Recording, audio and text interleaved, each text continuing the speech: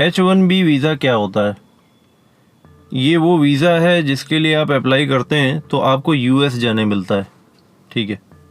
ये यूएस के लिए है स्पेसिफिकली, और इसके लिए वेटिंग पीरियड लगभग 1 साल का हो जाता है मोस्ट ऑफ द टाइम। आपकी जान पहचान हो तो बात अलग है। अब दिक्कत ये है कि सबका मन पसंदीदा जो है, जो उनका ड्रीम प्लेस है काम करने का, उन्हें ऐसा लगता है कि क्वालिटी ऑफ लाइफ अच्छी है और बहुत ज़्यादा मूवीज़ देख ली हैं। Of course Hollywood is the main culprit. तो और एक पीयर प्रेशर होता है, एक फियर ऑफ मिसिंग आउट होता है कि वो गया तो मुझे जाना है, वो कनाडा गया तो मैं यूएसए जाऊंगा, न्यूयॉर्क में जाऊंगा, वो क्या बोलते हैं, वॉल स्ट्रीट में काम करने लग जाऊंगा, ठीक है। You know wall street, the share exchange, stock exchange of USA. तो ये देखना दिखाना मुझे भी चाहिए, मैं वाली जो भावना है, ठीक है। क्वालिटी ऑफ लाइफ तो क्या है यार, यहाँ भी आप क्वालिटी ऑफ लाइफ से जी सकते हो, but you want to show off this, that's the issue, ठीक है। तो अभी किसी को दुबई जाना है, Dubai is the main centre of attention nowadays for people. लोगों को लगता है वहाँ जाना ईजी है, ठीक है। यूएसए सबसे हार्ड हो गया है, 20-25-30 साल पहले वो बहुत इजी हुआ करता था, ठीक है। तो अब यूएसए जाने के लिए लोग तारों के नीचे से जा रहे हैं, मैक्सिकन बॉर्डर क्रॉस करके जा रहे हैं इलीगल तरीके से, जिसको डंकी बोलते हैं। ऑलराइट, तकलीफ़ कहाँ हो रही है कि अब रेसिज्म भी हो रहा है कि भाई तुम तो तंदूरी जैसा महकते हो और यू स्मेल लाइक करी। तो ये सब इंडियन डिशेस के नाम से जो चढ़ाना शुरू किया गया है। ऑलराइट, सो पाकिस्तानी, इंडियंस और सबको कुल मिला करके ये कहा जा रहा है, बट इंडियंस और स्पेसिफिकली हिंदूज़ को तो का एक अलग ही कैटेगरी कर दिया है वहाँ रेसिज्म का। ऑलराइट, इन विच हमारे भगवानों को भी गलत तरीके से संबोधित किया जा रहा है। ऑलराइट, कि भाई आपका जो रिलीजन है वो अच्छा नहीं है, इट्स नॉट राइट, और ये हमारे ऊपर अप्लाई नहीं होता। So the Americans are saying that your religion can not be applied to us and our god is different and you can not be Americans, ठीक है। तो क्या वो गलत कह रहे हैं या सही कह रहे हैं? क्या सीख मिलती है कि भाई आप अपने देश को, अपने कल्चर को एम्ब्रेस करो। अब ये भी बात सही है कि यहाँ पे आप इतनी नौकरी नहीं है कि आप यहाँ पे रह सको, ठीक है। आपकी एक्सपर्टीज़ ज़्यादा है, आपको लगता है आप ज़्यादा अचीव कर सकते हो तो आप बाहर जाते हो। ऑस्ट्रेलिया है, कनाडा है, यूके है, ठीक है, अमेरिका है। तो ये रेसिज्म वाला जो इशू है ये तो हमेशा से चलता ही चला आ रहा है, कहीं ना कहीं किसी जगह पर, बराबर है। अब तकलीफ़ ये है कि लोग बर्तन मांजने के लिए भी तैयार हैं होटलों में, ठीक है। वहाँ पे लोग बर्तन मांजने के लिए तैयार हो जा रहे हैं, लाइनों में लगे हैं, 1000-2000 बच्चे लाइन में लगे हुए हैं। उनकी कोई बच्चा है, कोई बूढ़ा भी है, कोई जवान भी है, मतलब अलग अलग एज है। तो भाई आपको अपनी ज़िंदगी रीस्टार्ट करनी है टोटली, और वो भी इतने लो लेवल से कि आप किसी रेस्टोरेंट में जा रहे हो, वहाँ भी लाइनें लगी हुई हैं कि भाई आपको कोई पार्ट टाइम जॉब मिल जाए वहाँ पे, ठीक है, just to show off that you are living in a foreign country, ठीक है। तो आप क्या कर रहे हो ना यहाँ पे कि अंधों में काना राजा बनने की कोशिश कर रहे हो। आपको लगता है इंडिया में सब अंधे हैं और आप काना राजा बन गए वहाँ जाके, ठीक है। तो इसको आप गीता से कैसे जोड़ सकते हो? उसकी जो टीचिंग्स मैंने बताई हैं अभी तक, उससे क्या सीखने मिलता है कि भाई आप मैं जितना करोगे उतना ही ज़्यादा आप मुसीबत में पड़ोगे, उतना ही ज़्यादा आपको कष्ट झेलना पड़ेगा। ये मैं की जो भावना है कि मुझे जाना है वहाँ रहने, मुझे कंफर्ट ऑफ लाइफ चाहिए, ईज़ ऑफ लाइफ चाहिए, एक हाई इनकम चाहिए, ये चाहिए वो चाहिए, तो इससे क्या हो रहा है, आपको फिर झेलना पड़ रहा है, ठीक है। आपको यूएस की नागरिकता कभी नहीं मिलेगी, this is the final thing. ये कभी नहीं हो सकता है कि आपको वहाँ की नागरिकता मिल जाए, ठीक है।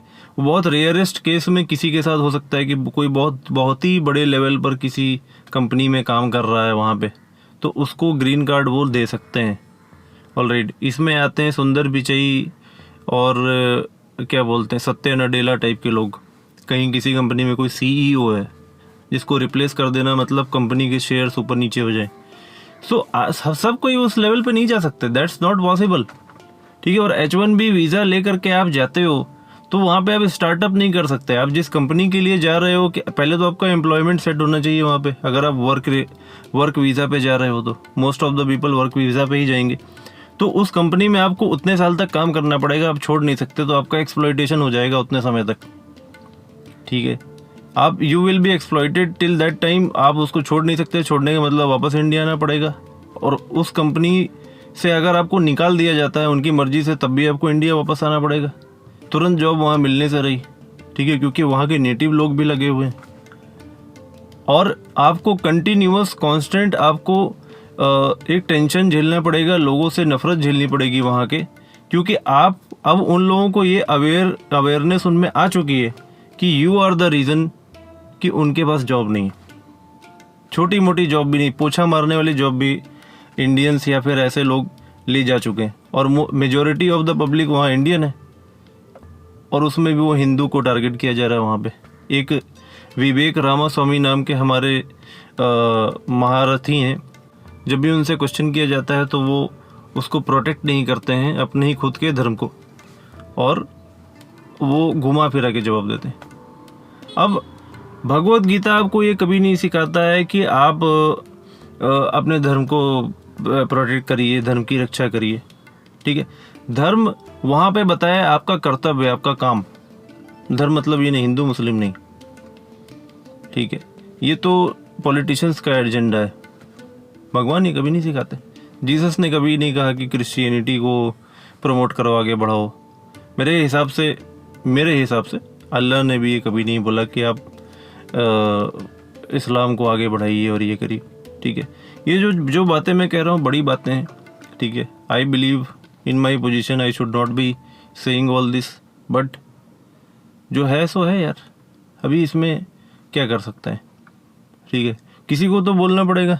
When everyone is sharing their opinion, so I am all about sharing opinion. This channel is all about sharing opinion. Bhagavad Gita में भी मैं अपने ओपिनियन ही शेयर करता हूँ कि उस श्लोक का मेरे हिसाब से क्या मतलब है।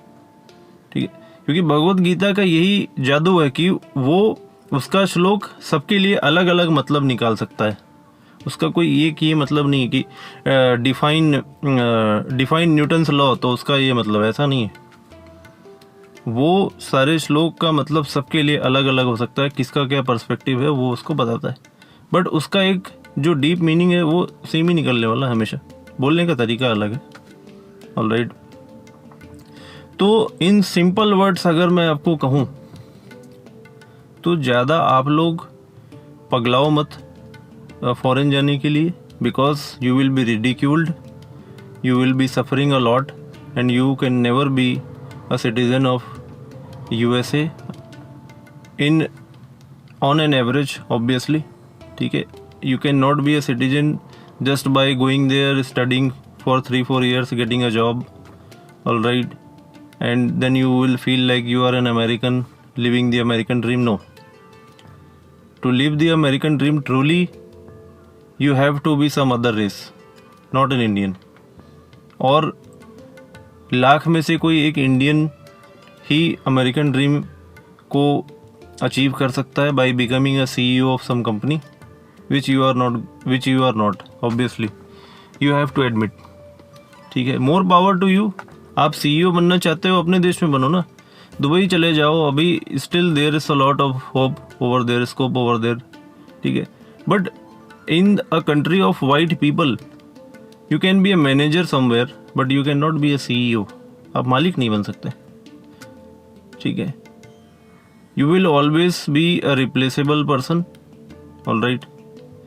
तो मेरी यही सलाह है कि अभी आप लोग खुद के पीछे भागो, अपने कुल के पीछे भागो, उसके लिए करो, अपने परिवार के लिए करो। खुद के लिए मैं करना जिस दिन बंद कर दोगे तकलीफ़ें दूर हो जाएंगी। ये H1B वीज़ा का जो इशू है और ये जो रेसिज्म है, ये मैं का ही नतीजा है। ठीक है, और अंधा फॉलोइंग करना, अपने देश की कल्चर को प्रमोट करना बिल्कुल नहीं, एकदम अमेरिकन बन जाना। बाहर देश में गए हो तो पूरी तरह अमेरिकन बन चुके हैं, उनको इमिटेट करने की कोशिश कर रहे हैं, तो वो चिढ़ेंगे ही ना कि ये हमारी तरह दिखता नहीं है और हमें इमिटेट कर रहा है, हमारी तरह कपड़े पहना, हमारी तरह बात करना चाह रहा है, सब हमारी तरह कर रहा है, कलर इसका वैसा है नहीं, शक्ल वैसी है नहीं। समझ रहे हो? सारे इंडियन ब्यूटीफुल नहीं होते। If you are comparing yourself to white people, our skin colour is much better. एक बात ये भी है कि हमारा स्किन कलर उनसे काफ़ी अच्छा है, but the sad part is अगर you are comparing yourself to Koreans और अमेरिकन्स, जो ये फॉरेन वर्शिप चल रहा है इन देशों से, तो उनके सामने हमारा कलर फीका है, ये बात सही है। वी आर डार्कर, हमको ब्राउन कैटेगरी में संबोधित किया जाता है। और जो ब्लैक पीपल उनके साथ सदियों से रह रहे हैं, आज भी उनको दबाया जाता है, उनको एक शब्द से आज भी बुलाया जाता है और उनको प्रमोट नहीं करते वो लोग। तो यार तुमको कैसे कर लेंगे? ब्लैक पीपल फिर भी उनकी भाषा बोल लेते हैं, उनके जैसा दिख लेते हैं, पहन लेते हैं, ठीक है, देयर इंटेलिजेंस और देयर ह्यूमर वो मैच कर लेते हैं। एक इंडियन वो कभी नहीं कर पाएगा। आप बात को समझो, ठीक है। खुद को दूसरों में इंक्लूड क्यों करना है? आपका खुद का देश इतना बड़ा है, उसकी कल्चर को आगे बढ़ाओ ना। क्यों जो है खुद को व्हाट्सअप माय मैन ये सब क्यों करना है? तो आपका खुद का कोई आइडेंटिटी नहीं रहा तो फिर वो तो आपका मजाक उड़ने ही वाला है। सही है। अब जैसे not every girl but most of the girls here are worshipping Korean culture, ठीक है। The girls are trying to look exactly like the western girls, American, all right. The American culture is predominantly here. लड़के वैसे होते जा रहे हैं, they are looking weaker every day by day, all right. वो भी ऐसे बात कर रहे हैं जैसे they are the Korean guys, you no, that they are dressing the way they speak. उनकी आवाज़ में दम नहीं है, उनके बोलने में कोई वजन नहीं है। This should not be happening, all right. लड़के इस तरह बात कर रहे हैं, very feminine way of they are talking in a very feminine way. तो ये एक अच्छा संदेश नहीं है। तो Indian girls most of the urban cities में they are exactly looking like American girls, trying to look like American girls, but they can not anyhow look like them because they are white and you are brown, ठीक है। तो बहुत सारे racial slurs Indian girls के लिए भी हो गए because they are not trying to be Indian. Japanese girls को कोई क्यों नहीं रेसिज्म करता उनके साथ, या फिर कोरियन गर्ल्स के साथ क्यों नहीं करता? Because they are embracing their own culture. But आप अपना कल्चर एम्ब्रेस कर ही नहीं रहे, आप ट्रेडिशनल ड्रेस पहन ही नहीं रहे। You are not acting like Indian girls और Indian women, you are completely acting like you know extension of USA. आप दिल्ली में जाओ, आप बेंगलोर में जाओ, इन सभी सिटीज़ में जाओ, आप देखो उनके बात करने का तरीका, they only talk in English, ठीक है। उनके बात करने का तरीका, चलने फिरने का तरीका, उनके कपड़े पहनने का तरीका। एंड इसमें लड़के भी आते हैं, they are also doing the same thing, their dressing style, their talking style, the way they embrace themselves, they do not look like an Indian man at all और even a man at all, all right. They look like extension of western guys, mostly the Korean guys, ठीक है। तो ये मत करो। जब तक आप खुद को एम्ब्रेस नहीं करोगे, खुद के देश को, खुद के कल्चर को एम्ब्रेस नहीं करोगे, ये सब चलता रहेगा और ये आगे और भी बढ़ जाएगा, ठीक है। माइग्रेशन ज़रूरी है, ये मैं फिर से बोल देता हूँ। ऐसा नहीं कह रहा मैं कि यहाँ पे सब लोग यहीं रहें, कोई कहीं ना जाए। माइग्रेशन ज़रूरी है। इंडियन को हर एक कोने, दुनिया के हर एक कोने में जाना ज़रूरी है, बिकॉज आपके खुद के देश में इतनी एम्प्लॉयमेंट कभी नहीं होने वाली कि आप सबको एम्प्लॉयमेंट मिल जाए या फिर जो भी आप चाहते हो मिले। मोर पावर टू यू, आप जहाँ जाना चाहते हो जाओ, बट खुद की कल्चर को एम्ब्रेस करो और जो रियलिस्टिक है वो करो। और खुद के मज़े के लिए मत करो कुछ, अपने परिवार, अपने कुल के लिए जब करोगे आपको कभी प्रॉब्लम नहीं होगी और आपका काम होगा, ठीक है। That's all I wanted to say on this topic. ये जो माइग्रेशन, H1B वीज़ा और जो रेसिज्म का जो इशू है ये अभी शुरू हुआ है, आगे बढ़ने वाला है, ठीक है। Look like an Indian, be an Indian and embrace that no one will ever do the racism to you, but as long as you will try to look like some other person, they will definitely do racism or they will mock you because you are trying to look like them, which you will never be. You can never be looking like them, ठीक है।